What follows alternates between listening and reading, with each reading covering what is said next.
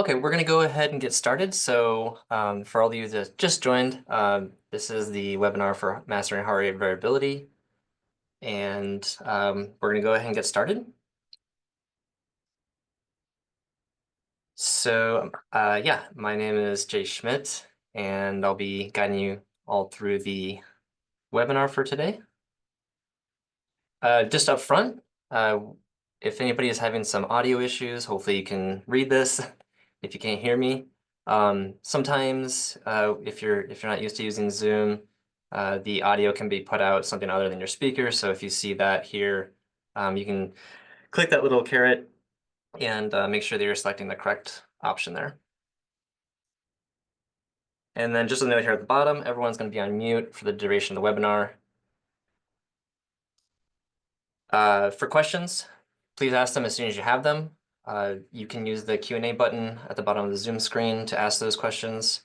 And we will do our best to address as many as possible during the last 30 minutes of the webinar. And if we don't get to anything, we will follow up and answer your questions over email. Okay, so before we get started with the actual editing content, I do want to share just a couple articles with you and some more information about MindWare, just to make things a little bit easier for you, in case you didn't know some of what we do. So to begin with, if you navigate to our support site, which you can see listed there, you're able to download software, go through our blog posts, manuals, all these kinds of options that you see on the screen here. Sorry. And yeah, there's also events that we have, such as training events that you can view from here, different training options we have. So there's no login or anything. You can go there and access it. We also have a very nice search support with keywords. So if you're not sure of the actual article or what you should be looking for, we've done a pretty good job with putting keywords in there for you. Okay, so at the bottom of every web page on our support site, there is a subscription icon here, the little newspaper. For those of you who know what a newspaper is, if you click on that, you can sign up for 3 different options: quarterly newsletter, or news and events, and webinars. So quarterly newsletter is just going to be general information about what MindWare is doing and potentially what conferences we're going to be attending. If you might be going to the same conference, you can stop by the booth and say hi to us. The second one here for events and news, so events such as seminars that we're holding, different areas that we might be at, and then any sort of software updates. So the software updates, especially if at the minimum you did that option, is nice because you can always get alerted via email when we release something new. You don't have to continue to go to the support site to check if a new version is available. Okay, and so as far as additional training, this is merely just a step in the training progression that we suggest for everybody. And so furthering this, if there was more that would be helpful for you, such as you wanted some sort of information about the scientific origins of the measures, or you want to see about data collection and have that in person, get that experience. Consultations on your study design, your research. We'll have our scientific advisors there, which literally wrote the Handbook of Psychophysiology, so we can surely answer any question that you throw at us. It's a great event. It's nice for marketing and workshop. Is really engaging. We have a lot of people there. That hands-on experience is very crucial, and it's a great networking opportunity as well. So just to meet other people that are in the space and similar fields, research fields. And yeah, we also cover multiple topics during this. So if you're interested in heart rate variability and impedance cardiography, we have our seminars you saw on the previous page here. We're holding it in Columbus in August this year. And following that, we plan on doing that at 2026 in Puerto Rico. So of all you that haven't gone and would like to go, even if you don't care about MindWare, maybe you're still going to go for that reason. So, well, we'd love to have you out there. You don't need a passport or anything, so certainly let us know if you might be interested in either of these seminars. Okay, and then back to our support portal here, I just want to highlight one more thing with the training. Within there, we have a couple different options. So we have remote training, which works similar to what we're doing here over Zoom, where we can actually do a one-on-one with you and your students. And we also have paid sessions. So if you're getting started, again, we can get you set up with a training agenda by one of our training experts. And then we also have complimentary sessions. So after you've done paid training, you are now eligible for complimentary training. And you can click on that MindWare training link right there, and you can get more information about it. Okay, and then also from our main site, you'll see that there was a training guides available on the support site. This is looking inside of the HRV one, and it's a great starting point if you're just starting to get acclimated with heart rate variability. We really go through the introduction articles all the way from what is an ECG to actually editing and exporting the data. So you'll see a lot of these resources right there. And again, there's no login or anything, so you can access them directly. Okay, and then just to talk about a little bit more about what MindWare's doing here, so you can understand comprehensively about what we can do and our solutions. So this is an example workflow that you could have combining a few different modalities. So we have first MindWare collecting the data here using our mobile devices. We have the physiology recording live along with some audio video files. These are done by Mangold's VideoSync Pro, and this is our Biolab application. This will synchronize everything for us, Biolab will. And we can use things such as our field laboratory integration platform or FLIP. This will actually record audio video. You can roll it around, taking it overhead of a plane, and it's an easy way to get that audio video data. And this will synchronize automatically with our mobile devices. We also do in-lab setups where we have actual cameras and microphones, which it can synchronize with these things as well. Also shown here is Tobii eye tracking glasses, the three, and all of these different things can be synchronized using MindWare for collection. Then you could run the actual audio video files into Mangold's Interact software for sort of atomic behavioral coding. And you could also, in tandem, take the eye tracking data into ProLab from Tobii. And then both of the event files that you'll create from these two software packages are able to directly be loaded into MindWare analysis applications. So if you're doing things such as in Interact, you're setting events of where people are looking and their body postures, you can also put markers in for the conditions, like this is when they started a discussion and this is when they ended a discussion. And those event markers then could be used in the MindWare analysis to define the windows of the analysis. So in both these cases, it's a streamlined way to bring those data in and then ask physiological questions from the eye tracking or behavioral data.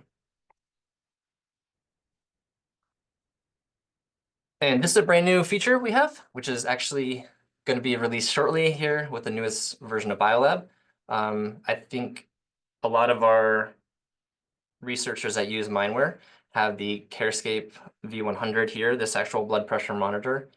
And we have been working very hard to try to integrate with this, and we have finally come up with a solution in which we can start and stop measurements from our software Biolab. We can, as you can see here, we can take single measurements or multiple. We can change how often they occur, and then they're all time-stamped inside of the MindWare data file. So this is a nice way that we can actually get these data and automate that process. So those of you that hitting the start stop and everything manually, you might have to do that more. This is free. It's included in the new version of Biolab. Like I said, will be released soon. The only thing you'll need is this integration cable that'll go between the monitor and your PC. And you can get that from us if you want to. It says here you can contact sales. But yep, it's just a cable. So those of you interested, please let us know. Laboratory design. So this going outside of just psychophysiology, we also work in the observational research space. As you saw, we work with Mangold. They make the Interact software for that sort of behavioral coding. Based out of Germany, they really do a lot of the laboratory installations and everything that we'll see in Europe. In the United States, here in North America, we handle that side of things for them. And yeah, so in most cases, we have a lot of attention here for just observational spaces, not necessarily any sort of autonomic physiology collection. They're simply looking at audio-video implementation, and we're already doing that with our physiology. So even if someone wasn't interested in collecting that, just let us know, and we can certainly work with you to find a solution. Another service we offer is called a data analysis service. And so this is a way in which you can actually send us your data. And we'll go through all these different steps with you to understand what you need, understand your data, your study, and actually clean it and organize it in exactly how you need it to be done. Okay, and then to actually begin looking at some of the content here, so what I'd like to begin with is the data organization. So what I'm trying to exemplify here is just having a unique folder for every participant when we're collecting the data. And if we organize it in this way, it just makes it a little bit easier later on to know where the data are saved and not make any sort of mistakes of loading the wrong data sets. So you can see here on the bottom, I have my stress study, and then inside of this, I have different participant folders. Once we create a folder, we'll populate this biolab will with all the different files that you see underneath here. So when we actually make some edits, it'll actually create an edit folder underneath the participant folder. So you can see if you didn't have these participant folders and this was just underneath the stress study, you would have a lot of these, and that's not very convenient. When we actually write data out to the XLSX, that's the Excel file format, it'll create the output data folder and it'll store it in there as well. The other files that we're going to see here are our .mwi and .mwx. So the .mwi is an index file. So this is actually indexing the information from the MWX, the MWX being our raw data file. So the MWX is an uneditable file. We always keep that way so that if anything happens to the file, it becomes corrupted, we need to go back to the default settings, we can always delete our MWI, recreate it, and no data has been lost. So when we're sending in from these data to somebody, you'll always want to keep the MWX and MWI together. These other two files here I'm showing you are temporary files. So if you ever open a file and then look into the actual MWI into the folder location, you'll see these SHM and WALs. Those are just temporary files. You don't have to worry about them. You can ignore them. If they pop up and you close out the application, they're still there, you can delete them, it's no problem, but they should disappear as soon as you close everything out. So primarily we're looking at edit, data, output, MWI, MWX. And then finally I have user preferences. So we'll go over this in a little bit, but this saves simple settings such as channel configurations and things like that. Okay, so before we look at some more rules, recommendations, and then the actual heart rate variability analysis and go through editing data, I want to just briefly go into identifying what actual ECG looks like, the different components, and then we can look at some ectopic or not normal data following this. So first thing we're going to see here is P wave. So this is atrial depolarization. So the atria of the heart depolarizing, getting ready for the ventricles. And this resounds in this P wave that we see here and lead 2 configuration. And then at the end of the cycle here, we have the T wave, which is where it's the ventricles of the heart's repolarizing and then getting ready for the next beat. In the middle of this, I have separated these a little bit. So we're primarily focused on the QRS here. So Q being that first negative downward deflection. R is that peak at the top there. And if I had to pick a single point of this that we want to put the most attention into, it is the R point or the R spike. That right there is where we're going to do all of our analysis from, is defining where a beat occurs. And this is the most precise point for us. So we're going to pick that one, and we're going to find out how much time from that beat to the next one. So the other characteristics you see down here, the Q, the P, the S, the T, those are very helpful in identifying an irregular beat to see if we need to edit that in a certain way. But in the end, what we really need is that R peak. So yeah, anyways, this is the entire complex, and these are the primary areas that we're going to focus on here.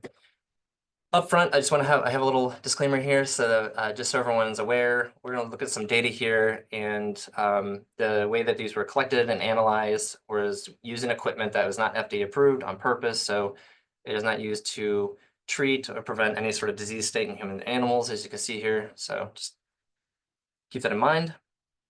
Okay, so first thing I'm going to exemplify here is a premature atrial contraction, or a PAC.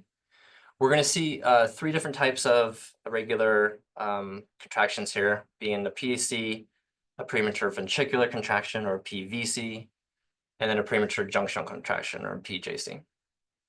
So to begin with, PAC here, what occurs here is that the atria of the heart, we have two atria, and then if they contract early, before they should, essentially, then we'll see something like a shortened window here between the beats, and then a very long one afterwards. So this is usually known as a compensatory stage, at which point the heart is trying to reset after that. But anyways, this originates in the atria, so it will always have a P wave, which is helpful to know. A lot of times this is distorted. It can be 2 or 3 times as tall and just look a lot different than the surrounding P waves. In my example, it looks identical to the ones around us, but just so you know, to be prepared for that kind of thing. Okay, so, and then you can see here, I'm just identifying those points and showing here that we have that longer interval, R to R. And right here, this is a little bit of a unique wave that you can see in some of your data and can become confusing whether there's something as a P wave or T wave. This is U wave, and again, this is not the most studied wave inflection on the ECG, but there was a lot of research showing that it is correlated to the repolarization of Purkinje fibers, of the conductive fibers. We don't really need to do any sort of analysis with this. It's just when we see some of these data sets, it's helpful to know why there's 3 humps and not 2.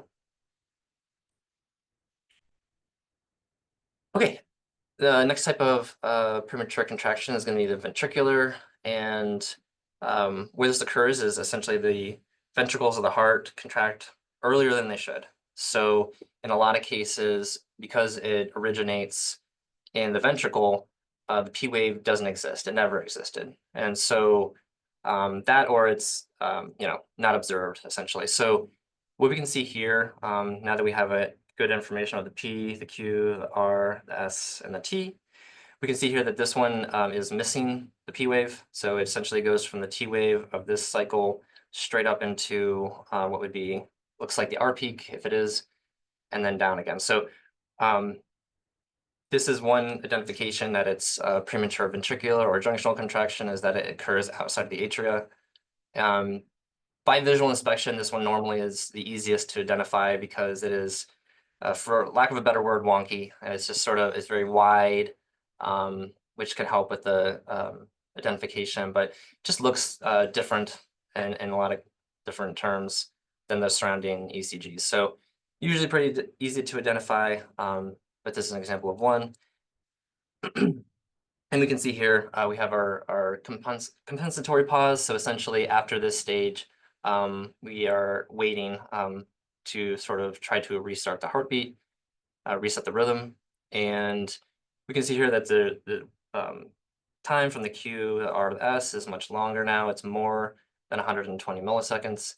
And we also cannot see any sort of P wave as we identified before. Okay, so this is a zoomed in shot of a different type of PVC. And yeah, just something else that you can expect. Once again, the morphology looks quite a bit different than the surrounding normal beats. And once again, we're missing the P wave here in this waveform. There is something that kind of looks like one, but now with our knowledge of the U wave, we can actually look through this data set and we can see that in normal cases, they actually show that U wave, and so we're actually missing the P wave.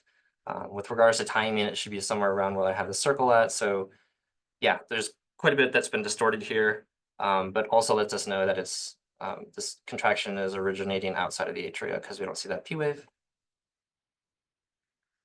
And then finally, we have the premature junctional contractions, or PJCs. And yeah, these are going to be more normal looking in structure and morphology to a normal beat. This one right here is quite a bit different. It doesn't have a lot of the key characteristics we have, or they look distorted at least. So this type of contraction, it will actually originate between the atria, the ventricle, or at the atria itself. And because of that, once again, we're not going to have that P wave, or it could be inverted. There's also, I mean, there's a lot of different possibilities here. I'm only talking about the most common, but there's instances in which the P wave is hidden inside of the previous T wave. Things like that can occur, certainly, but just to make things a little bit easier on us, I'm going to go over the most common things. Okay, and then my last example for the PJC is this right here, the structure. So I did a little bit of out view to show that this normal timing that we have between the beats has been disrupted here because of this extra beat. And in these, again, you can see either a missing or inverted P wave, PJCs. And so if we look at this a little bit closer and zoom in, we can see that indeed it doesn't appear to be any sort of P wave. We already know that the timing has been disrupted, and our software will identify any sort of irregular timing with the identification of this yellow circle.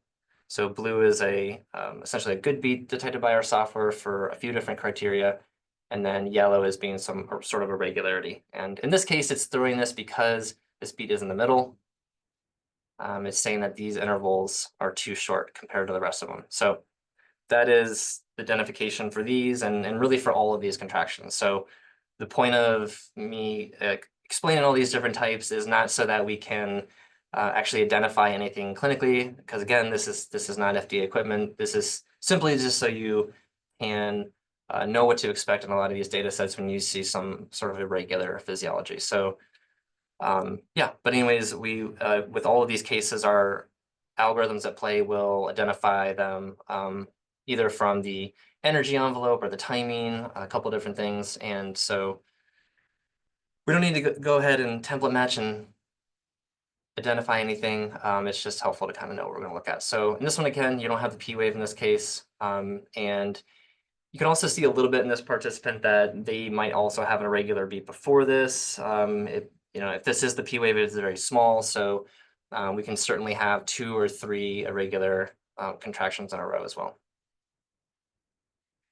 Okay, so now we're going to go to the heart rate variability rules and recommendations. So 3 main things here. We're going to try to keep at least 30 seconds of continuous data. And we normally recommend 60. So why we're doing this is if we need 30 seconds of continuous data, this is really setting us up for RSA calculations. So if you are interested in reporting on RSA, the normal recommendation is that we have at least 30 seconds of continuous data, and this is from SPR guidelines.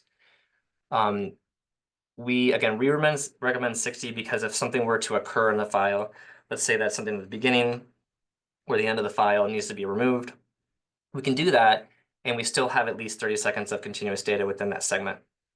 If we have a 30-second segment, such as you can see this, we can pretend this one right here, and we have to remove some data, then we automatically have less than 30 and we can't use that segment at all.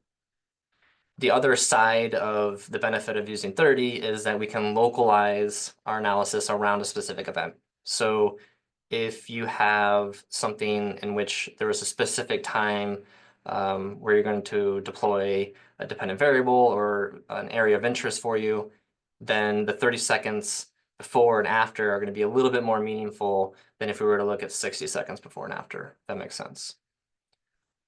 Extrapolation is the next thing. So when we're doing mid beats, which we'll see in a little bit, we're going to try to keep those to less than 10%.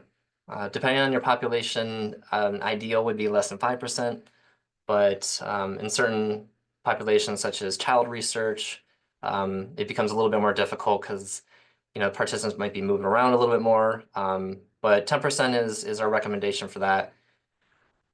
These extrapolated beats, what they're doing is if we completely have a loss of data or there's an ectopic beat, like we just saw with those premature contractions, a movement artifact in which the participant moved, the electrode slips, and we see noise in the signal, for all of those things, we can use a mid-beat application. And we're going to do this live together in just a few minutes. But what this is doing is it's creating normally distributed intervals here based off of the IBI timing for this participant, for the segment. And why it's doing this is it's trying to put as little information towards or away from the Fourier transform. And so by doing this, we can actually continue this series instead of having to break it up right here. If we needed 30 seconds of continuous data and we had an issue here, we would essentially have to delete everything here from 31 on. But anyways, if we use this mid-beat here, we want to try to keep these to no more than 3 in a row, like you see here. This would be the maximum. And then with the data retention, so within the segment, if say it's 60 seconds, and within the entire condition, so let's say like it is baseline, and we're doing 5 60-second segments. So we're going to try to keep at least 50 or 60% of the information within the segment, or within the condition for each segment, and then for the actual condition itself. So if we had 5 segments of 60 seconds for our baseline, we could get rid of 2 of those, and then we still have enough data there to compare against some of your later conditions.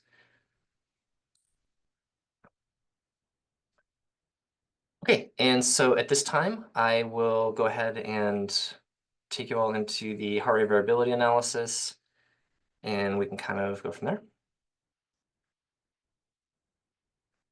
So from here, I have opened the HRV analysis application, and I have a couple of different data sets here to share with you all. On this note, at the end of the webinar, we will share the recording of the webinar for you if you registered. We'll also share the PowerPoint that I put together for you that you just saw, and then these actual data sets. So you can actually take it later and follow along and do everything yourself. So to begin with, I'm going to go into the stress study, and I'm going to look at participant 1's data. And again, it's asking me to load the file set, so it's looking for the MWI file. However, if I turn this filter off here, you can see the other ones available. So there's my MWX, the temporary files, and my user preferences, which I'll cover in just a second. So even though these other things are there, it's hiding them because the only thing we load is the MWI. Okay, so the user preferences we just talked about before, what that's doing for us in this case is it's saving these channel mappings. So when we actually acquire the data, we're going to say this is an ECG channel, this is impedance, what have you. And then in the analysis, we're doing the same thing. We're going to tell it which waveform is which. There's some cases in which we actually load a different signal into a channel. So that's why we kind of leave it as modifiable. One of those examples is if you were looking at photoplasmography or PPG, and you were using that signal to actually look at something like heart rate or heart rate variability, then you can bring that into the heart rate variability analysis, not just ECG signals. I do have a PPG example for us at the end if there's time. But anyways, the point of this and your task would be to just follow on the title and select the correct one. These 2 waveforms right here are the impedance cardiography waveforms. So in a future webinar, we're actually going to cover the same content of data analysis using impedance cardiography. And in impedance, we collect two waveforms for that. This Z0 or Z0 NAU GHT. That is the primary for impedance. And then the DZDT is the first mathematical derivative of that signal. So that is sort of the y equals mx plus b, if you will. So the slope change. So we actually collect both of these online, and we will derive respiration from the Z0 signal, and we'll actually do our impedance analysis on the DZDT. So if you do have impedance, this is exactly what it would look like. If you are just collecting ECG with a respiration belt, you would leave these 2 blank and then map the respiration belt should you have it. The thing at the top here that we'll see is the edit file. So if we have previously edited a file and we keep it in its folder structure like I showed you in the very beginning, then it will automatically find the edit file, load it for you, and so you can jump right back into the session that you were in. If you haven't edited a file, which we haven't done yet, then it's going to say new, and we can hit OK. Okay, so I'm not going to go through every setting within the application. There are other videos that we have and webinars and tutorials that'll go through every single step in here if you need that. We also have the other training applications I talked about, such as the one-on-one and remote training options, if you need a full tutorial of everything here. But I will cover the most important things for sure. So from the top here, what I did initially was I mapped a channel for one participant. And in some cases, we might have two or more participants in the same file. So this right here, after we're done with analysis, we'll return to this, and then we can actually reselect the second participant's data, and then we'll clean that data set. In a further example, you'll see this exemplified. So had you applied any filters in Biolab, we do want to make sure you come into the analysis. You can see what type of filter has been applied and make sure that you turn it on. We make this as a sort of on-purpose step so you're not blindly filtering your data. If you haven't applied any filters, you can leave that off. And under the settings, we have configuration files. I'll show you this in a little bit here, how this can be very useful for us. But the idea here is that once we have the first participant set up within HRV, we can ensure we have the correct settings throughout all of these different tabs, and then we can save a configuration. When we load the second participant's data, we would just then open that configuration, and then all of the sorting for the events, if you will, different settings that we might have will automatically be applied for us. And the last thing I'm going to show here is the user guide.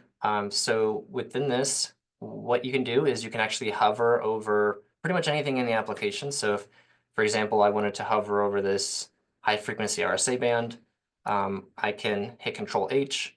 That'll pop the web browser, your default web browser open. It'll take you to our support site, to the manual for this version of the analysis, and it'll actually go right to the area that you were hovered over. So for instance, if you didn't know what the settings should be, Control H, it'll take you to the high frequency band settings, and then there's other supplemental articles from there, like what should that be set to.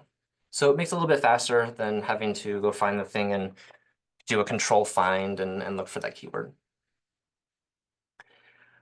Okay, events and modes. So within here, we have a couple different ways in which we can receive events from different systems. So this can be a stimulus presentation platform such as Superlab or ePrime sending event markers to us.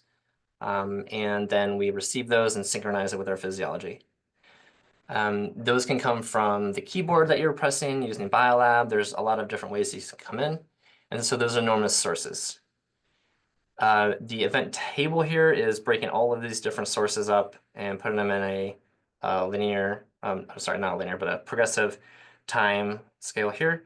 And then we can sort these however we want. So in time mode here, we can actually, it's not really using these events at all, but it is saying when do we want to start and when we want to end. So right now it's at the beginning, we're going to start, and we're going to end at the end. But we can also take these tasks and click, drag, and release them into the relevant areas to give us a little area of interest that we're wanting to do. We can also change our segment time right here. So 60 seconds is our default, but you can certainly change this to whatever you want to. It will let you go below 30 seconds if you try. It just depends a little bit on the heart rate, on whether it'll report an RSA value. If you go too low, it'll report as not a number, but we'll stay in 60 seconds for now. Okay, and I'm going to just cover our event modes right here. Briefly, there is a separate file in a second that'll show the events a little bit better, but we can see here if we were looking for any sort of anticipatory and the effect of something, the pre and post event is nice. If we have some sort of repeated stimulus within a segment and we need to use the information right before the stimulus and as sort of like the baseline, and then the data after the stimulus as the actual effect, then this is a nice mode as well. So you can imagine like we deliver some sort of stimuli. It's a visual image on a computer, a auditory or electrical stimulation. And then we can use something like, let's say, the 30 seconds before that occurs, and then the 30 seconds after. And then finally, multi-event here. what we can do is we can just click, drag, and release our events into this table. So for instance, I can do something, sorry, I'll go over to event source here. I can do the baseline start to the baseline end, and essentially sort all my different tasks and events in this table. Once we're done with that, then we could save a configuration, and then for every participant, they would be known. So last thing here I'll cover briefly is continuous mode. So after you've cleaned data, you can return to this screen, and you can actually then run it into a continuous mode and do something like a 30-second buffer would be the minimum. What that'll do is it'll reanalyze our clean data, and it'll actually give us a sample by sample reading of different things like RSA. So if we wanted to look at RSA, how it changes throughout a 30-second window, this is how we get that done. Okay, calibration settings. So again, I'm going to cover just kind of the most important things here. If anybody has a question about something I didn't cover, please feel free to ask. But yeah, so first thing is respiration signal. We're going to get that from the Z0, from impedance, as I said before. If you had mapped a respiration belt, that would be available for you. Inverted ECG, we will cover this a little bit more later, but essentially if we ever see that the data are inverted, such as we put the wrong electrodes in the wrong location, or the data came from a different acquisition system that allows that flipping, then we can click this button and then put it back to where it should be. And then finally, we have the different bands. So we're going to take these time series data, we're going to pass it through a Fourier transform, which essentially breaks it up into its spectral components. And when we're doing that, we create different bins. This high frequency band, where we observe the phenomena of RSA, is typically set to 0.12 to 0.4 hertz for resting state adults. This would change depending on the activity state of your participant and their age. So if we have a toddler that we're bringing in for an acquisition, they're going to be breathing faster, they're going to have a faster heart rate, and thus we're going to change these band settings to observe their heart rate power spectrum in the correct area for them. So faster heart rate, it was going to increase the frequency that we're looking at. So for instance, the child recommendations normally is 0.24 up to 1.04. So it's a little bit higher based on that. And when we do change these settings here up to something like what they would be set for children, you can see that the respiration also changes. So it's allowing them to breathe now between 14.4 and 62.4 beats per minute. Breaths per minute, I'm sorry. Okay, so I'm going to put this back to resting state adults, but that is one example. If for more clarification on that, within the training guides, the heart rate variability, there is an analysis section. There is an article there modifying high frequency band settings, and that one right there will give you some more instructions on what that might be set to for different populations. Okay, RPeak and artifact settings. So these are just various algorithms that you're going to leave on at all times unless there's a reason to turn them off. The IBI min-max check is looking at this minimum maximum heart rate.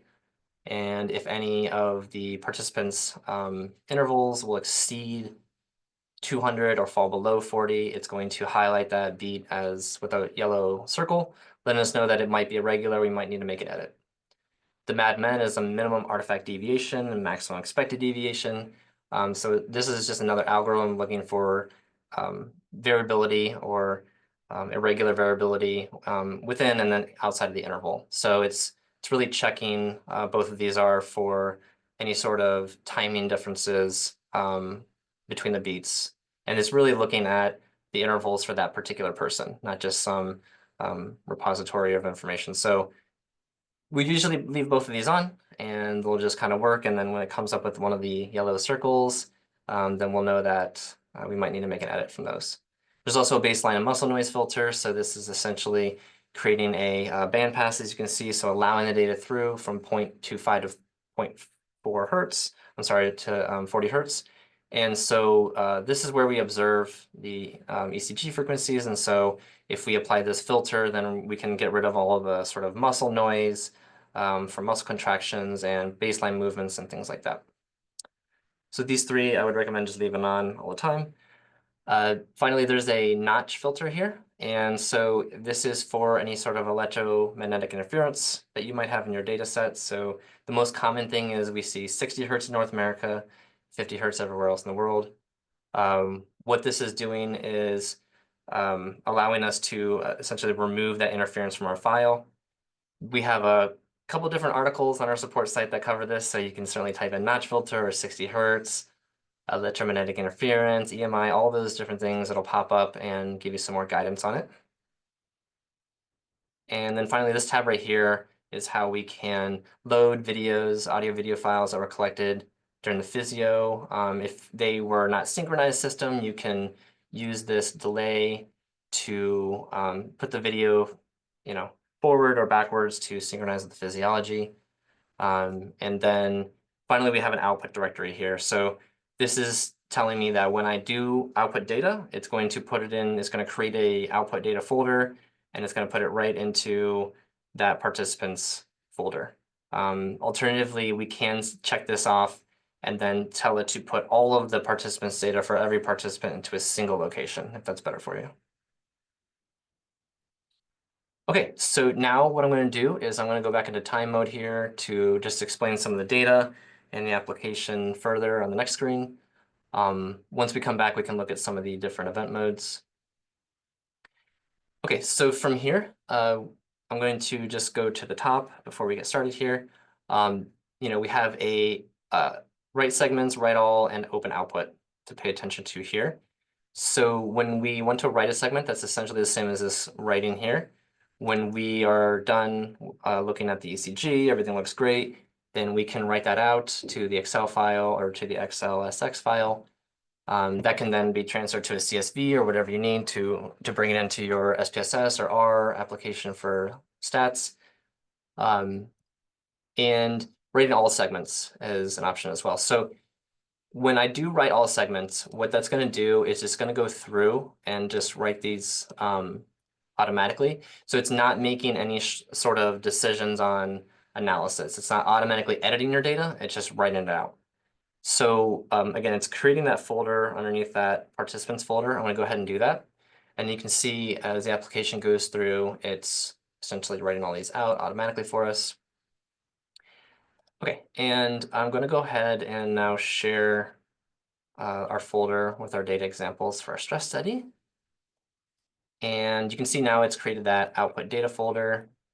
And I'm going to go ahead and open that up.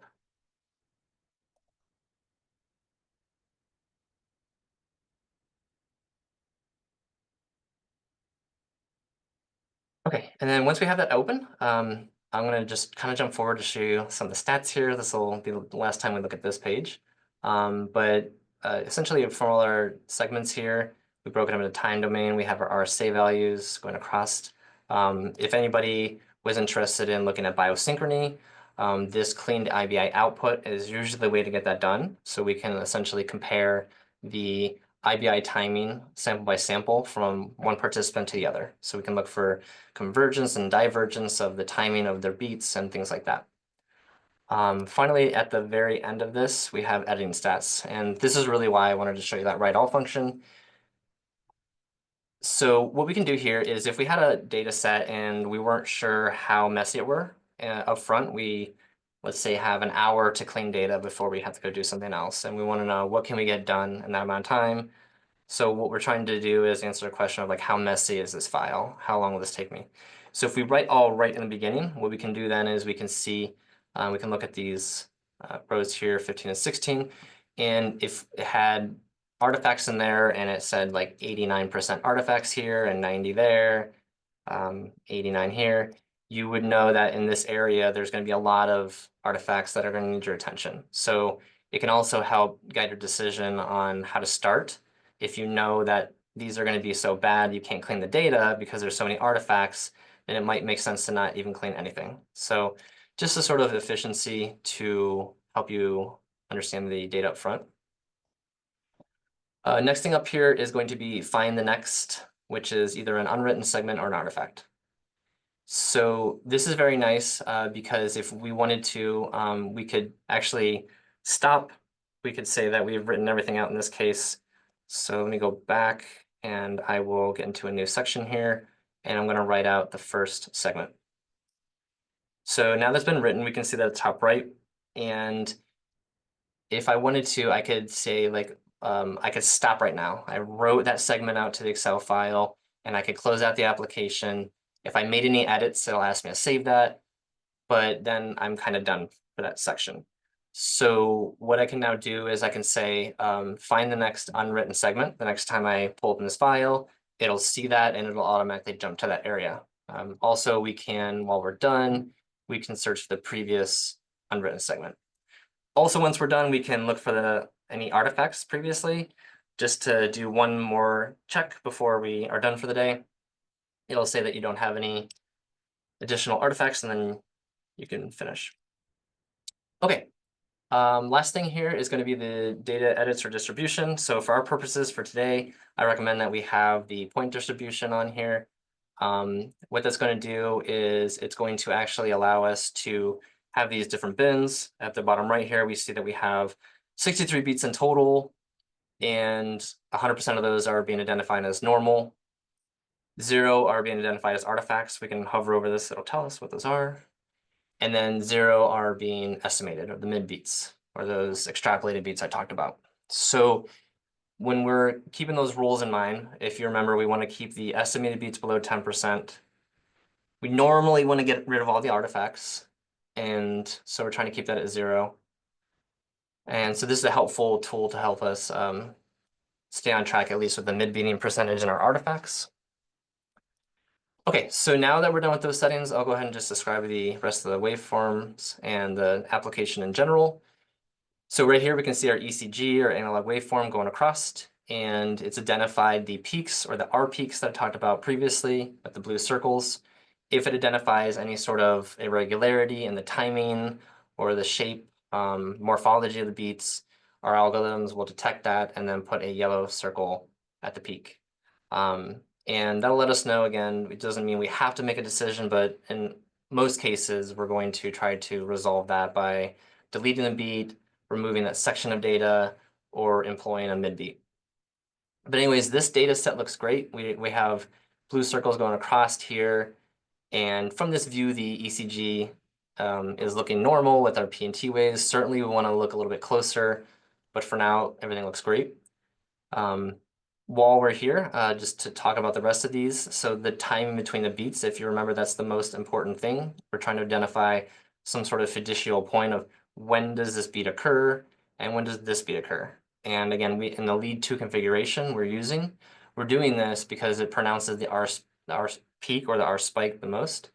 And then we're going to use that landmark or that wave as the point of when that beat occurs. So then we get the time between them.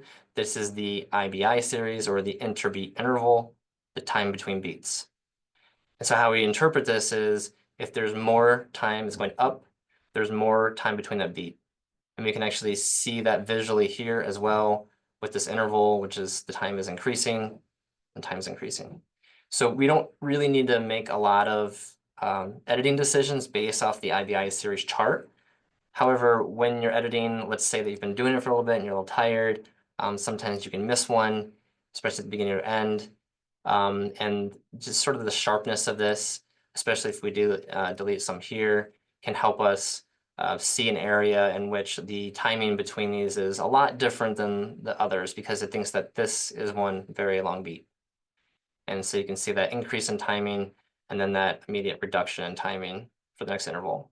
So other than this, though, we don't really need to do a lot with the IBI series chart here. It's just showing you how the data are being processed. So after this, we're going to essentially resample. We're going to detrend these data. We're going to interpolate it, and we're going to create this heart period time series graph. This is, if you look, it is the same idea here with the time between beats represented in a different way, so that we're not having these jagged edges and sharp inflections. And then once these are prepared in this way, we can submit it to the fast Fourier transform, and then we can get into the frequency spectrum. So if you notice here, power, the amplitude is in milliseconds squared, and then across the X here, we have the frequency at which it occurs. And so what we're looking for here with the heart rate power spectrum, Again, we don't really usually look at the waveform and make general observations or interpretations from it, but we can see some activity in different areas, which is helpful. So within this blue area here, this is represented the very low frequency spectrum.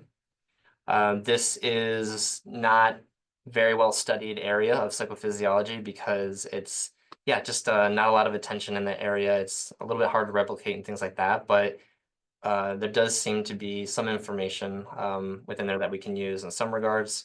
And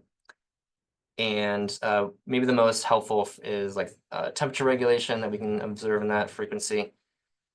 The lower frequency spectrum, or this area right here, is another area that it's studied more, but we don't normally use it. The problem with these lower frequency areas is that there are sympathetic contributions and parasympathetic contributions. So if we're trying to isolate just the parasympathetic, which is it's mostly what we're doing here, we're trying to observe the vagus nerve and how its activity is changing with our heart rate. There's also sympathetic chain ganglia that go down to the heart, and they can modify the heart rate as well. And we don't know how much of each. And so any activity in these lower frequency spectrums is not very meaningful to us. But from about 0.12 up, stopping at usually around 0.4, that is purely parasympathetic. So parasympathetic activation is normally on the order of a couple hundred milliseconds, whereas reactivity for sympathetic is going to be more on like 1 to 3 seconds-ish. So it's a much slower system to operate. And thus, we know that at a certain frequency, again at 0.12, that the sympathetic nervous system just can't operate that fast. And so then any activity we see must be due to parasympathetic regulation or vagal regulation. So that's the idea here in most cases, the application to get that high frequency data. And there are other ways that we can actually observe. So high frequency heart rate variability, it's the tool we're using to observe the phenomena, which is RSA. RSA being respiratory sinus arrhythmia. So that is the change in heart rate due to breathing. And again, this is kind of the most commonly used metric here. But on the other side of it, we do have time domain measures. So root mean square of successive differences between beats. This is maybe the second most commonly used high frequency heart rate variability metric. It is a time domain though. So when we're thinking about this, it is heart rate is the entire area here. Of course, it doesn't go into the frequency, but it includes all of the sympathetic contributions to heart rate as well. So it's overwhelmingly parasympathetic, but in some cases, this can be deflated or inflated, adjusted just because of sympathetic contributions or withdrawals, if you will. So yeah, it's good when we have it. If we don't have respiration data, for instance, it can be really helpful to actually publish, to use this information. But if we do have respiration, then usually RSA is quite a bit better because again, it's more of a pure measure. So within the respiratory time series here, we can see that we have our normal oscillations of breaths. This is really where this information enters. It's put also through a fast Fourier transform, and then we get the respiration power spectrum. So essentially the information here is displayed graphically here as in each of these how much power is included. So this is the most powerful wave that we see within these data. And so essentially if we look at a common phase within here, it's providing the most contributions, is most commonly found, and so it has the most power over here, if you will. So these higher frequency changes are probably very rapid changes in breath. So maybe these little junctions here. Lower frequency changes over here are going to be more of those slow oscillating changes. So yeah, just helpful to understand a little bit what we're looking at. This is really one of the first things I focus on when I open up a data set is the respiration, because especially if I'm looking for RSA analysis, we need to ensure that they're breathing within the correct range. And so what we do is we look for the most prominent peak within the respiration power spectrum, and we just need to ensure it falls within the high frequency range. So the changes in breathing and how it affects heart rate. So if they're breathing faster, if they're outside of this range, but we're reporting RSA changes within a normal range of 0.12 to 0.4, well, then this isn't really apples to apples. We should have the heart rate power spectrum match the respiration, so we're looking at the same thing, if that makes sense. So this peak, the tallest peak, falls within these bands. That's all I need to do with that. After that, then I would actually start to go in for analysis. So what we can do is I'm going to actually close out of this application right now, at least this file. This is where it's asking me to save any sort of edits I made to this, so I can create that. And again, it's creating a edit data folder, and I can give it my participant's name, and then it's going to slap that edit data for heart rate variability 2 extension on it. So now my data are saved. Okay, so now that this is all loaded, and before we go to the next data set, I just want to show a strategy here. So we loaded that data set right there. I'm going to actually reload it. And when we do that, jump forward, sorry, it automatically found that edit data file. It's loaded it for us. It's grayed these out because I already made those selections. And we can see at the top here, I have my index file loaded and I have my edit data file loaded. And so then now if I go to analyze these, we can see the edit I made before. We can also open the output we did previously, which was the second one here. And now we can see that this has been written out over on the right side, and at the top, we can also see that we have that XLSX file actively loaded. So now we can jump back, and let's say this is the second day and you're going to continue analysis. You can find the next one that you didn't write out and continue on from there. Okay, so now let's open the next file here, and this one will have some actual edits for us to make, and then we can go through some of the editing tools and strategies. Okay, so this file right here is one that contains 2 participants. So as I said before, our strategy to begin with would be to load 1 participant at a time. We'll clean the data, we'll output it to that Excel file format file, and then we'll return to this screen and clean the second person's data. So I'm actually going to begin with the second participant here, or MindWare Mobile 2. One note here is there's an option, there's a column in BioLab that actually allows us to change the name of each waveform. Had we done it in this case, we could actually know a little bit more about it. So this one currently says bio, but bio could be a lot of things. So in BioLab, we could have changed that title to be something like ECG, which would be really helpful for us. And then Bio 2 on the mobile device was used for respiration belt. Again, in BioLab, just label that as what it is, respiration, and then when we do the analysis, it'll be a little bit easier for us. But okay, so we have loaded the bio, the ECG channel into that spot here, and then we have Bio 2 into the respiration. Okay, and so what I'm going to do is I'm going to still look at this in time mode, and we can kind of check these data out. So to begin with, first thing, I know we do see that there is an artifact here, potentially. There are some yellow circles, super exciting. But before we get there, we need to look at the respiration power spectrum, especially if we're looking for RSA analysis, because again, we need to make sure they're breathing within the correct range. We look here and we can see that that peak falls within the respiration power spectrum, same as the heart rate. So we're good on that end. And then we can kind of jump in and do some analysis. So to actually analyze data, we're going to hit the green Edit Ours button that you see at the top of the screen. That'll open up our editor, our signal editor. So from here, we have a lot of the same tools that we saw before. Edit in this case now has undo and redo all that we would be expecting, which is nice if we've made any changes. At the channel screen at the top left, we see here that we have our ECG. We can edit that, view it, we can hide it. We can change the color of these waveforms. And then I have my respiration as well. So with respiration, I normally will hide this unless I need to observe a change within the ECG beat that might have something to do with respiration. So I will turn it on just a second to show everyone what that looks like.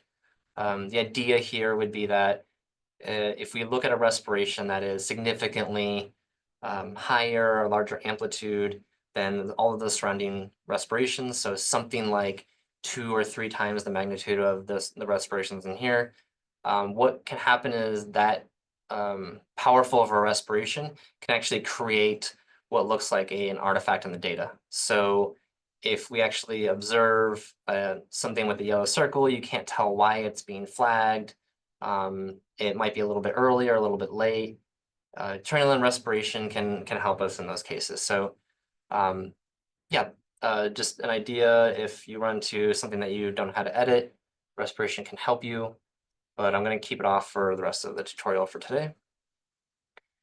Okay, so other things on the screen here, point editing, we can insert, delete peaks.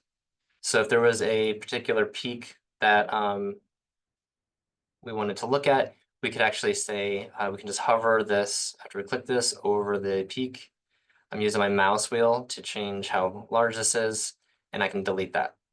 I can also do the opposite of inserting with my snapped peak on, and I can place that beat in that location again. Other applications here with the insert all and delete all. So if we came to the data set and for some reason, let's say that none of the peaks here are being identified, what I can do is just sort of the opposite of what you just saw. I can take Y cursors or X cursors, and I can create a window to insert all of them within there. If I do it with the Y, I'm trying to encapsulate all of the peaks here, the R peaks, and I'm trying to place them in there as well. So if something like that were to occur, you can very rapidly get rid of the data. Another example would be if we have a lot of motion artifact, you might see a lot of noise down here, and certainly you could zoom in and we can go and delete these. But if we know they're all noise, all of our peaks are up here, we don't want that. We can, once again, take the Y cursors and make sure all of our noise points are in the middle, and then we can delete them all effectively right there. Okay, so other things here, if we need to, we can hit Control. This will say that it's going to delete everything to the left of the low cursor, and we can hit Shift, and that'll say delete everything to the right. So in an instance where we have very messy data in the beginning of our file, this is helpful. We could just say remove all of that, and then if we move our cursors to the first and last beat, the delta timing here for the X cursor will tell us the absolute time between those. So we have 50 odd seconds available, with the minimum being 30. So this is a way in which we can say, okay, we had to remove some data from the beginning, but we still have more than 30 seconds available. Again, if you had a 30-second interval and you had to do something like this, you just can't use that segment automatically. So 60 gives us a little bit more flexibility in that case. I can also set my X cursors to be in a location where I'm going to say the beginning I want to remove and the end. I can hit Control plus Shift, and that'll say remove everything on the outside. So just some time-saving tips for everybody there. Last thing is the main tool is going to be the mid-beat function. So at the bottom left here, I'm actually going to show you a couple tools. So this hand tool right here will let us click, drag through the data. This can be helpful if we're looking across something once we're zoomed in, for instance.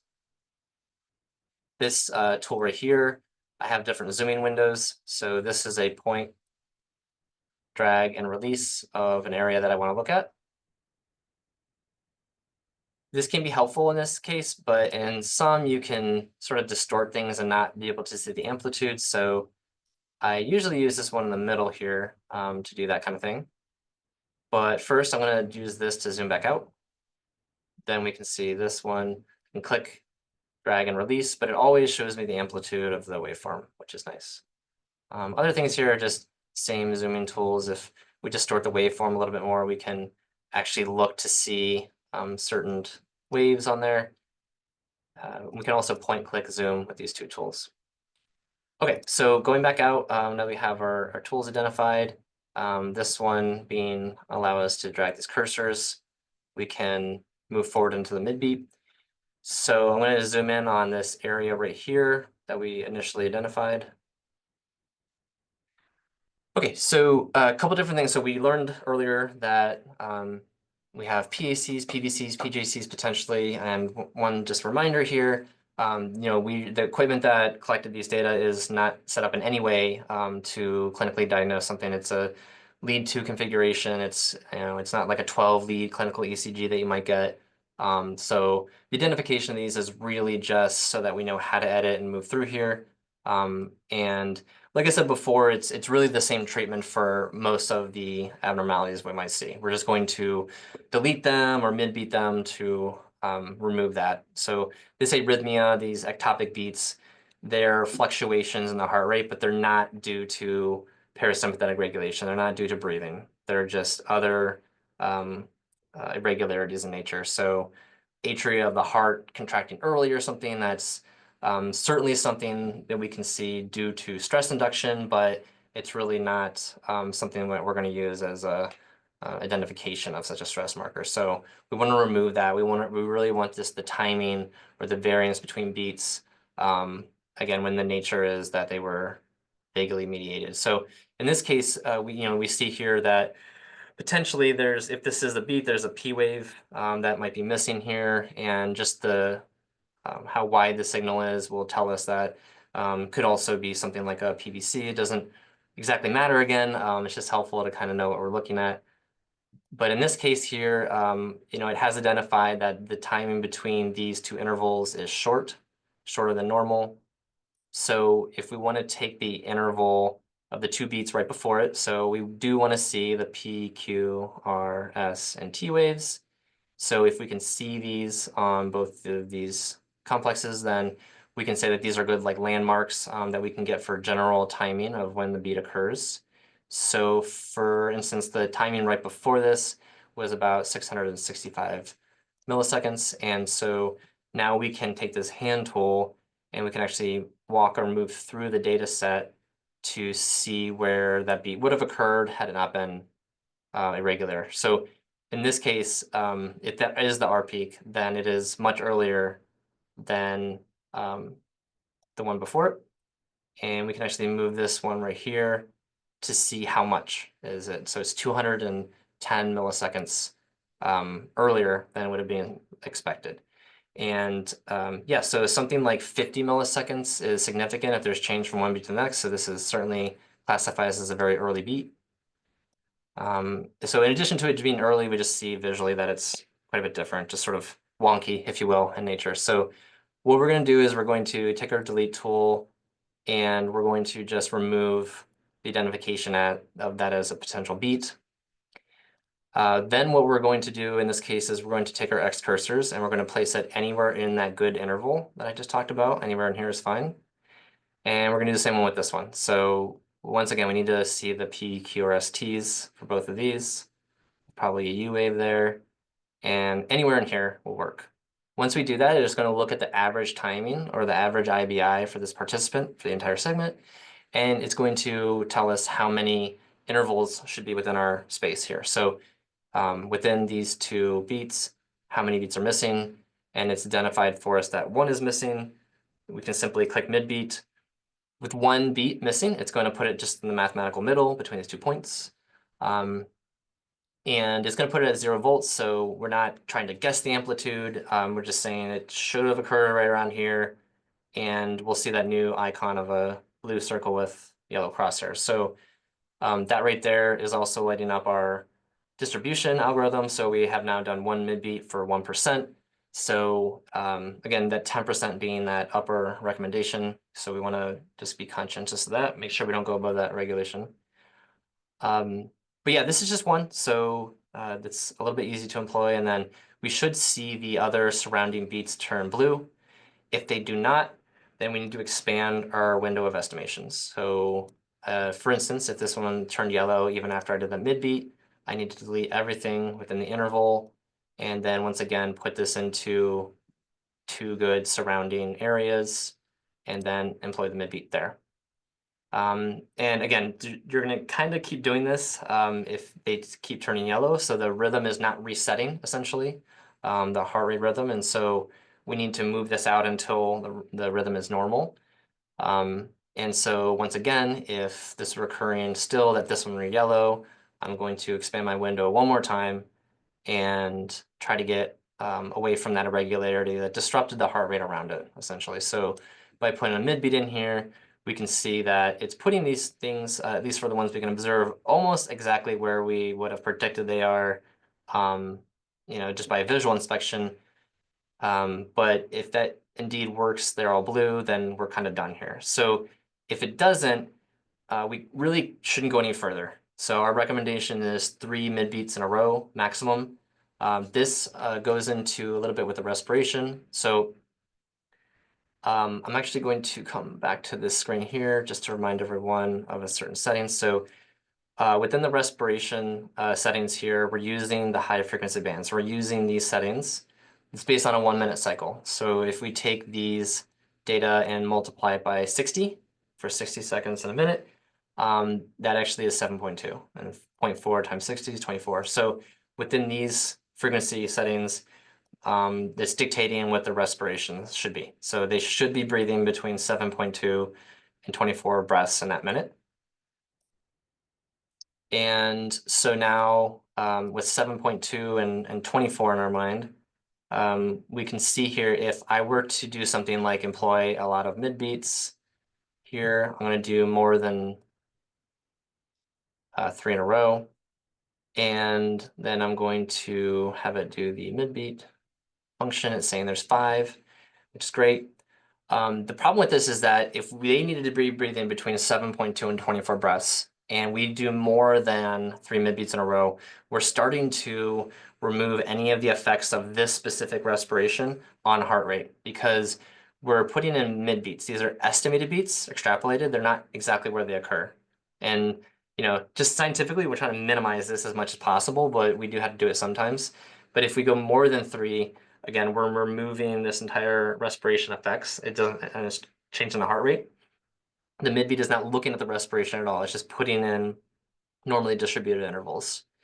So if we were to remove this one, are we still okay? Because then it's like, if they had just 7 breaths in that minute, we remove the effects of 1, then all of a sudden we're at like 6 or something. So we try to keep this at a 3 in a row maximum. But okay, so that is the mid-beat function. The rest of the tools you see on here, we're not going to cover too much today. They're usually the data editing column. I usually tell people to kind of stay away from unless there's a really good reason to do it. It's removing data or something when usually this is we talked about before. We need 30 seconds to continuous data, so this is not great for this segment over here. Certainly, we'd have to delete all that. It's also just it makes it a little bit more difficult if we have a lab in which more inexperienced data cleaners are doing a lot of the cleaning, and then there's an experienced data cleaner that's reviewing their files, right? So if you just remove stuff like from the beginning, such as this, it does work. So it removes it. If there's not a yellow circle, it's not being counted towards the algorithm for analysis. So this is what it thinks is the first beat, and that's fine. But it just makes it hard to like check over and see why that person made that edit. So if they do want to remove such a section in the beginning, that's why we recommend just editing the points. So no points, not calculated. So same tool, but then at least when we come back, we can see why if the data were very messy. But yeah, just things like that, extending different applications that really are not for part of the tutorial for today, but mainly focusing on point editing and mid-beating is where we need to do most of our analysis. So I fixed that one initially, and then I did some kind of weird stuff after that for today, but we can continue on with this person and look at a few more examples. Okay, so let's see here. Okay, so now we've arrived here at this area at the end, and we can see that there's some more irregularity. I'm going to go ahead and zoom in on that. And one note here is that we don't want to jump just to the area that we're interested in. We really need to start from the beginning. I usually like to do like a 10-second window. And then I'm just going to do a visual inspection really quickly to make sure that the blue circles are on peaks. And I would recommend this is done for anybody that's first getting started with this, you know, to really go through at this level and look quickly to make sure that they're good. Um, but what we can do is once we're zoomed in, I usually said about 10 seconds is nice. We can hit the right and left arrows on the keyboard, and we can actually move through the data set quickly to look at all of these. And so once again, I'm just kind of training my eyes at the peaks here, and then taking a quick glance once in a while if I see motion artifact, just to make sure they look like good beats from everything we discussed. And everything is looking good. And then finally, we've arrived at our issue. So we can see a similar structure before with that beat that was potentially missing the last one. We have a sort of extra spurious beat here, missing the P wave, all those kinds of irregularities that we saw in the example in my PowerPoint right in the beginning. So we can go ahead and delete this, and then we can use our midbeat function to put the estimated beats in there for us. Cool, so we did that and everything turned blue, which is great. Most of the time though, in practice, I would say that keeping this center beat in the middle is not really doing a lot for us, because if this is an estimated beat and so is this one, then the interval between these is not real as well, right? This one is estimated 2, 3, and 4. So you can certainly do this, but I really don't think it's adding too much for us. And it's also certainly possible that this beat or this one could disrupt the timing of this one. So as we'll see in later examples, it's usually better to kind of just stay away from the issue completely. And once again, if something in one of these turned yellow, then I might be making a different decision. So if that occurred here right at the end of the file, I can quite easily come in here, hit my shift button, and then delete everything to the right. So I'm just going to completely stay away from it. And we do still have at least 30 seconds of continuous data that we see here, 55 odd numbers.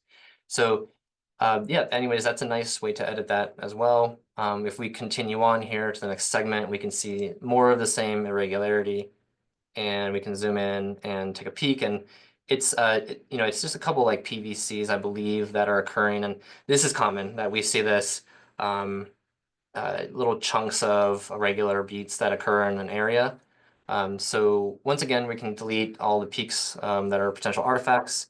And as I talked about before, it's not really useful to use these two as landmarks and put a midbeat in there, because we just have two estimated midbeats. So when it is happening, good beat, bad beat, good beat, bad beat, just kind of cycling like that, I would usually just say completely stay away from the issue, and let's just start the segment with that first beat.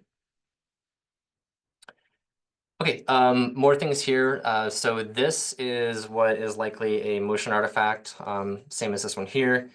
And there's points of editing, and there's you know, sort of very advanced techniques of looking and ensuring that this is the P wave and this is the T wave, and what this movement is true movement from the participant. They touched an electrode, they moved, and we're going to identify that, and we're going to leave that alone potentially. And there's also a more basic entry level of when we're not sure, midbeat or delete the data, just to kind of keep consistency between a lot of raters, for instance. But in this case, I'm confident in this one, just, you know, because of the movement artifact here. I don't believe it's some sort of ectopic beat. In this location, is the same as well. It's just a lot of irregular motion here that is probably due to actual motion artifact. So we can just delete these points and employ our midbeat function just the same as we would with actual sort of irregular beats. Cool. And so moving through the same thing, you can certainly, you know, come up with a strategy with your specific team on how you're going to edit all these data. But, you know, in this case right here, you can see that there's quite a bit of motion artifact and irregularity in the data set. We can see what are very likely the R spikes here within the data set. So if you feel like you're experienced enough to identify those consistently for every participant, for yourself, and then also, you know, interrelatability between other participants or other people that are cleaning the data. If you feel like you can get that kind of consistency through, you know, movement artifacts such as this, then great. If you feel like you're going to struggle with that, to keep all of these rules and expertise of when to leave a beat and when not to leave a beat, then you can just be more aggressive and mid-beat everything in this entire section. In this case right here, you can see if we want to go much further than this, we're going to have 3 mid-beats. So this might be the maximum that we're able to do in this case. So I'll put these cursors into my other segments, implying mid-beats, and then we're good to go. So again, this is a more basic kind of level of entry of editing. In a more advanced technique, we can look at something like the time between them using our X cursors. So for the interval before that, we can again get our general timing of how long the beat occurs. We can take our hand tool and we can essentially walk through the data to see about where we expect those beats to have occurred. And if we're comfortable with that, the next criteria try to look at is just the width of this QRS that we have here.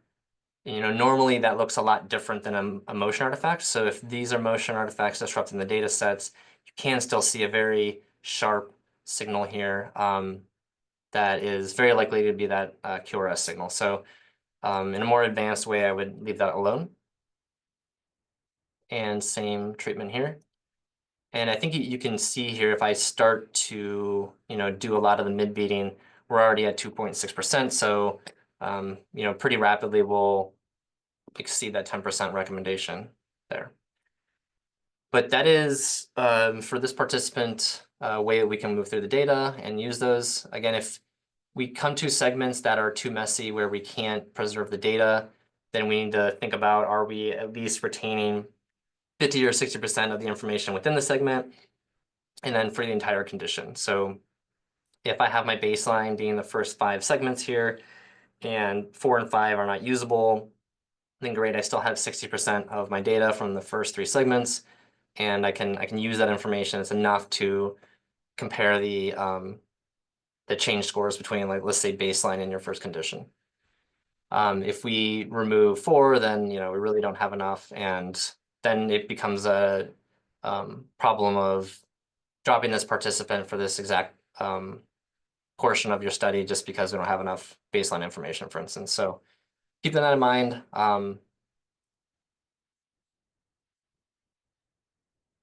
Okay, so I'm saving my edit data, and now what I'm going to do is I'm going to move on to the second participant here.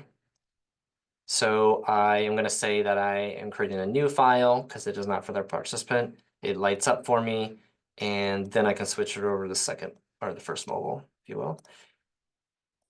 Okay, and we can go ahead and look at this data set a little bit more. So once again, just if we see an issue, always start from the beginning.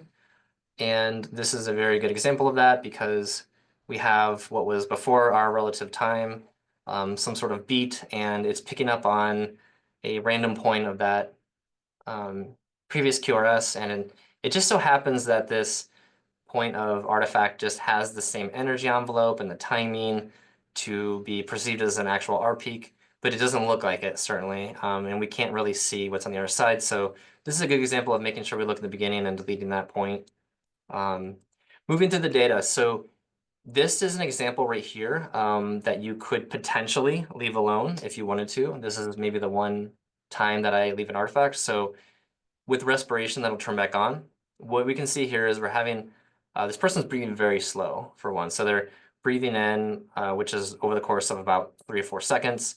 And then they're breathing out, which takes about even longer. So this is a very long inhalation exhalation. When you do something like that, or you have a very rapid breath or powerful, you can increase and decrease your heart rate around that area enough such that it's not in sort of normal distribution for these other ones. So in this case, I believe that this person is breathing out so slow. You can start to see as we go down the downside of this hill here that these intervals start to expand the longer that we exhale. And then when we breathe in, such as the areas under here, they're going to start to get shorter. So breathing in, heart rate's accelerating, breathing out, slowing down. So in this case here, because it took a long breath, this interval right here is being identified as a very long one. And that's why we see that here. Now, this can look similar to the premature atrial contraction. So we really have to now start to look at the P wave and the T wave, make sure everything looks great. And sometimes it's very difficult to tell a difference. So again, at a basic level, I would say let's just get rid of all the artifacts. We're going to go ahead and delete this one. We'll do a mid beat, and then we can kind of move forward with it. It's actually saying that 2 beats are missing within this range based off the normal distribution for this person. So yeah, that worked. And then there's actually, these were both blue, so then we don't have to expand our window and do any more mid beats.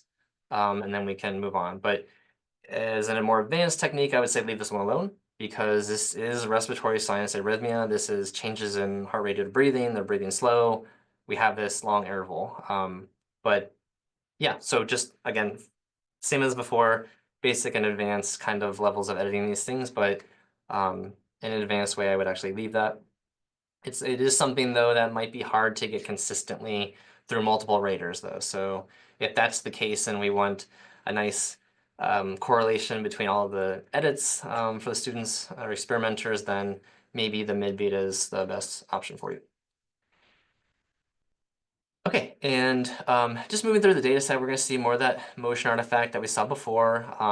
These changes in the P&T waves are dramatically different than kind of what we were seeing before. So you'll get a little bit more accustomed to like what a motion artifact looks like versus a actual ectopic beat or something. But again, we can take that sort of basic sledgehammer approach of just mid-beating everything or deleting it if we don't know what it is. Or if we feel like we have the ability to do the more advanced techniques, then we can do that as well.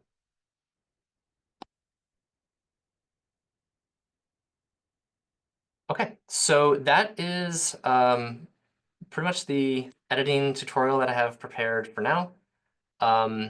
What we can do now is we can open it up to a live Q&A. I know I'm running a little bit later, so if everyone has a few more minutes and they want to ask some questions, please do so, and we'll start to answer them.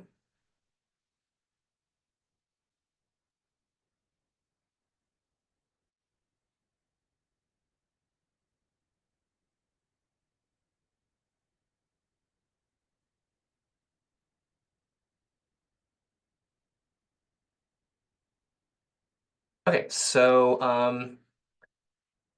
I have a question here about yellow peaks appearing.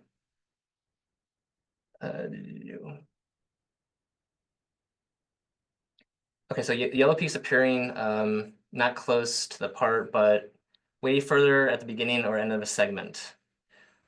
So yeah, this sounds a little odd for sure, but it could be a product of just really fast interbeat intervals of child data. So this is one that is we could look at a little bit closer if you wanted to send us that data set. But yeah, certainly if we see those kind of outlier yellow peaks and we're not sure why they're occurring at all, there is one thing we can do, which is hitting the edit R's. If we actually click the left click on any of these beats here, we can see what it's failing. So it's failing the MAD-MED or the IBI.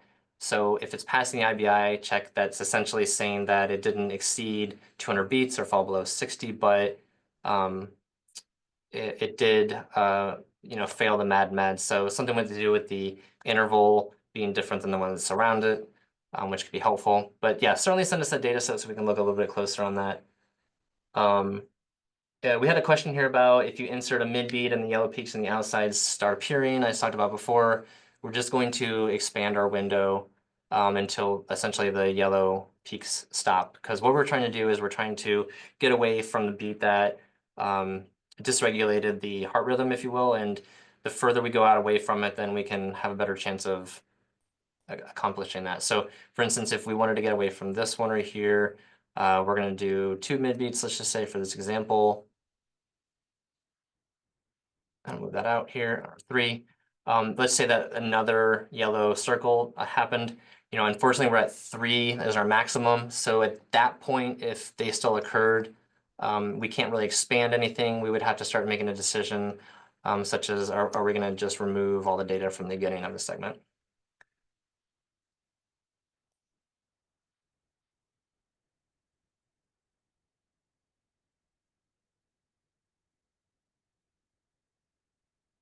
Okay, we have a question here.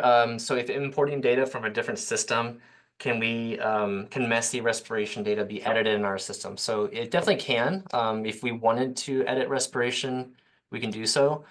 We don't normally do it though, because it's a sort of like a passive measure of what actually occurred. There is not a lot of general interpretations we can make from it, but if we wanted to, we could say that we're going to just view the ECG, but we're going to edit the respiration. And then we can go ahead and move our cursors around. Let's say we wanted to remove this respiration, we can remove that segment. If you wanted it to kind of continue as like a straight best fit line, you can do a splining and then connect that there as well.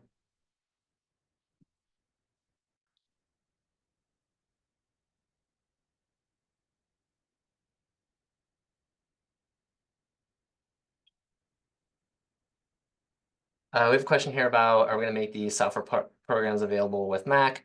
We do have a plan of releasing analysis software. It'll be in our next major release that'll work on the Mac operating systems. And yeah, so that will be available in the future. Right now, if you must use your Apple computer, what you can do is you can get a program called Parallels or Boot Camp. You can get a copy of Microsoft Windows, install it on your Apple computer, and then essentially you can either boot into Windows or use Parallels to switch between the two operating systems without having to reboot. So that's sometimes a nice way to not have to also get, like, let's say another Windows laptop or something. Okay, and then we have a couple questions about bringing the data into the impedance application. So for those of you still here, I will go ahead and show you quickly how that process occurs and just a couple helpful things to do when we're setting ourselves up for that. So one thing is, trying to edit the same data set within both applications. If we're gonna like completely remove a segment or something from HRV, then we very likely don't want to use that information in impedance. Sometimes it's okay. If we're doing a block design, we're going to average across an entire segment, and there isn't a major difference between the first segment and the last, such as non-stationarities in data, then it can be okay to say like have 5 minutes of baseline for impedance and 3 of HRV, but in normal practice, we don't recommend that. So what I would recommend doing here is, simply just trying to match those across. So what I'm going to do is I'm going to open up my first example file, and I'm going to just make some edits on it really quickly so that we can see what we're doing when we import it into impedance. So this data set looks very clean, but I'm just going to make a couple edits here. So I'm going to turn my ECG on to edit. And then I'm going to also do some mid beats.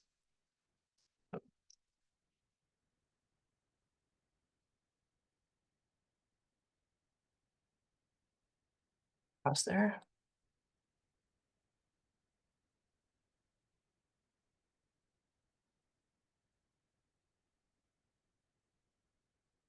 Okay, and then I'll delete one more.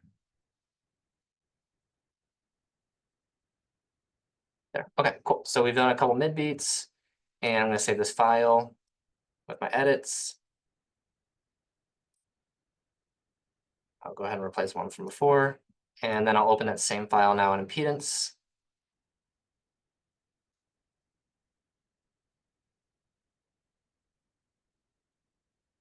And at this point, I'm actually going to tell it that I do have an edit file, which is actually the EDH, so H being heart rate variability. So I have an edit file from that, and I'm going to load it into this application. And it's going to gray out the ECG because I've already mapped that, the Z0 and DZT for impedance, as we talked about before. And then from here, there is one additional setting that is very important, which is in the R-peak and artifact settings. We want to make sure that we always have the ignore estimated beats checked.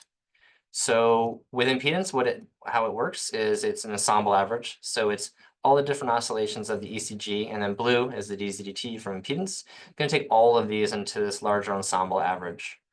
And when we're doing that, it's actually every beat is correlated, essentially the blood flow in blue to the electrical components of the heart in red. So every beat is compared to every cycle on both. And so in these cases here, we have a mid beat. We don't really want to include that in the ensemble average because the R peak is being estimated. And so if that's true, then also the time between that when the R peak occurs and something like the maximum blood flow Z or something, that timing is also sort of extrapolated. So anytime we're doing mid beats in HRV, we just want to make sure they're not being included. So checking that box in the previous settings screen is very helpful, so you don't do that. But other than that, that's it. So we just kind of make sure that we open that edit file, and then all of the things we did before are now replicated in impedance for us.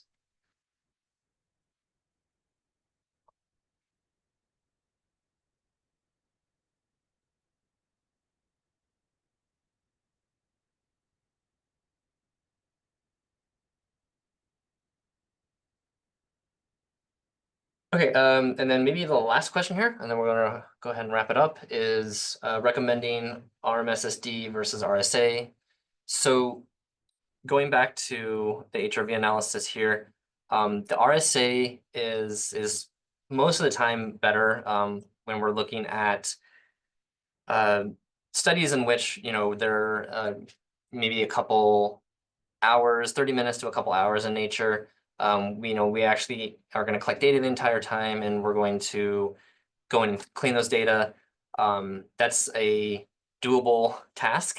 If we were to look at very short, like let's say 10-second ECGs or very long 24-hour recordings, then ARM-SSD is usually preferred in that case because it's not as susceptible to motion artifacts or any sort of ectopic beats.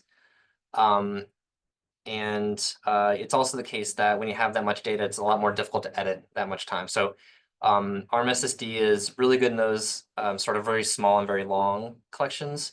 Also, if you don't have any respiration data, so let's say that you're using a watch or a device that didn't collect respiration along with the ECG, then in a lot of cases, reviewers will give you a revise or resubmit on that if you didn't collect for respiration and you're trying to report on RSA.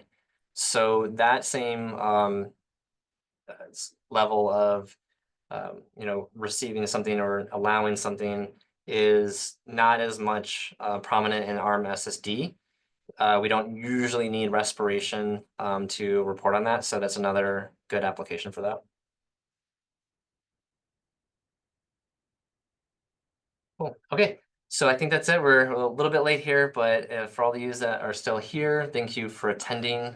And you will be receiving a exit survey after the webinar here. So please fill that out. It's kind of how we make everything a little bit better here. So yeah, but other than that, thank you for attending and hope everyone has a good day.